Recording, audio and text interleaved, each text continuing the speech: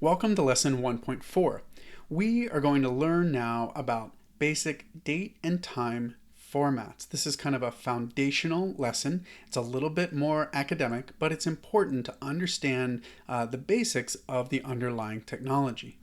So let's take a look at the different date and time formats. There are actually several different ways to store dates and times, and they come in some major categories. So the first one is what happens at the operating system level. And by operating system, I mean the Mac OS Finder or the Windows File Explorer. So on the Macintosh side, we have a created date, a modified date, and a last open date. And those are pretty straightforward. On the Windows side, we have almost identical options.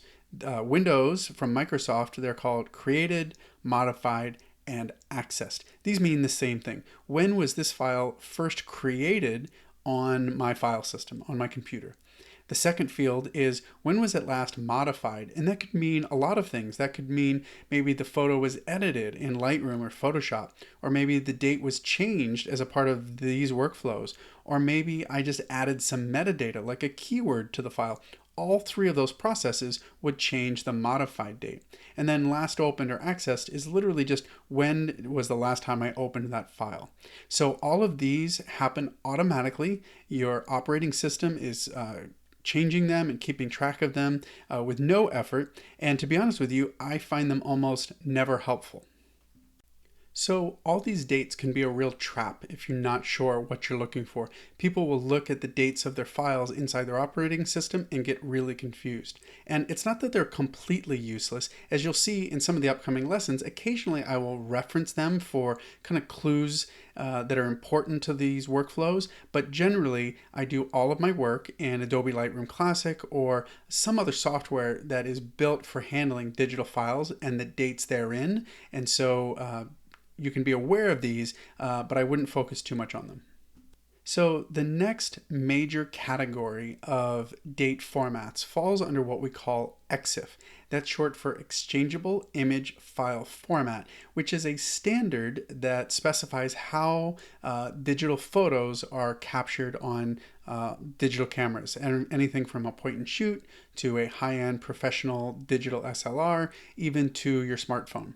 So under the Exif category, again, these dates and times are captured automatically by your camera. And those fields include date time, and that is really the file change date and time, which is more like the modified time in your operating system. So this is available in the Exif data, but it's not that helpful. The trick here is it can be confusing because if you're looking through your software and you see date time, well, that sounds kind of like what I'm looking for, and it's not always what you expect.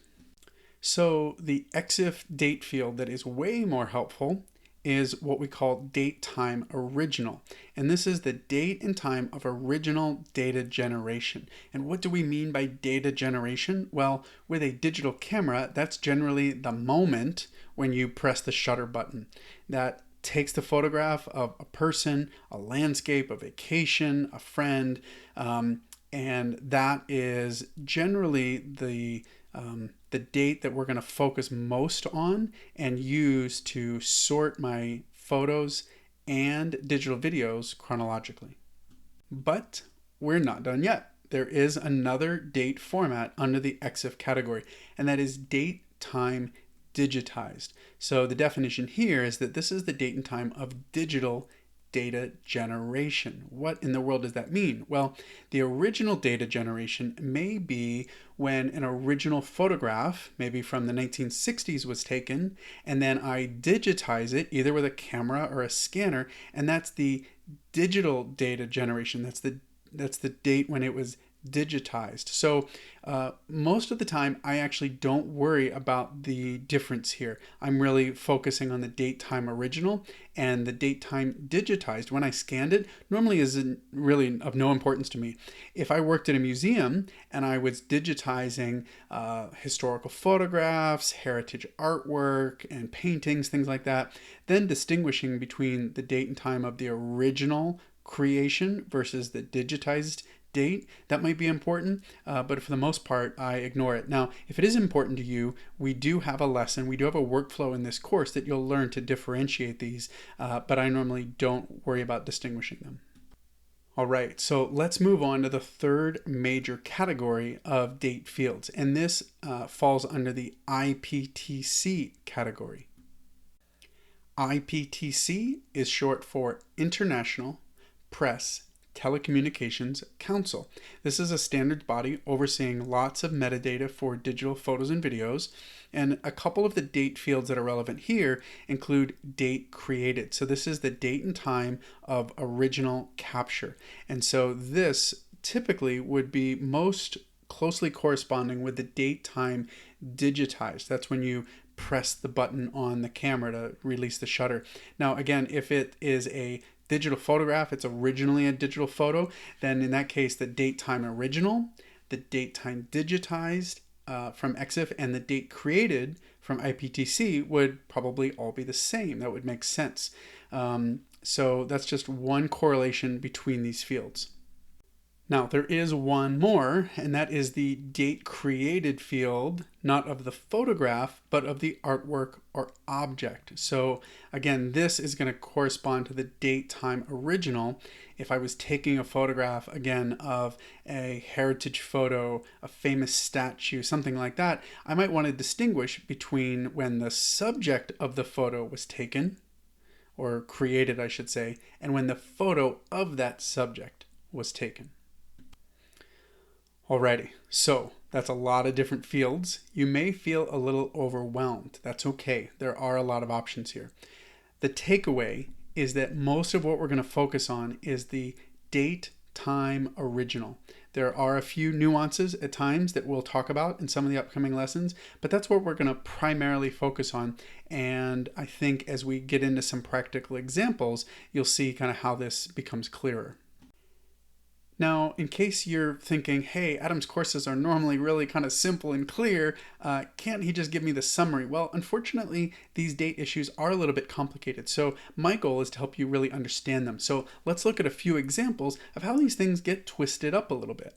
So in this first example, we're going to talk about sorting files in the file system. So in the macOS Finder or in the Windows File Explorer. You'll notice here as this example shows, these are a bunch of wedding photos that were taken at my wedding in 1997. And I scanned them and I added the correct original capture dates inside the digital files, just like I like them. And then I exported them, as you can see there in the date modified column. I exported them in June of 2019 for a project.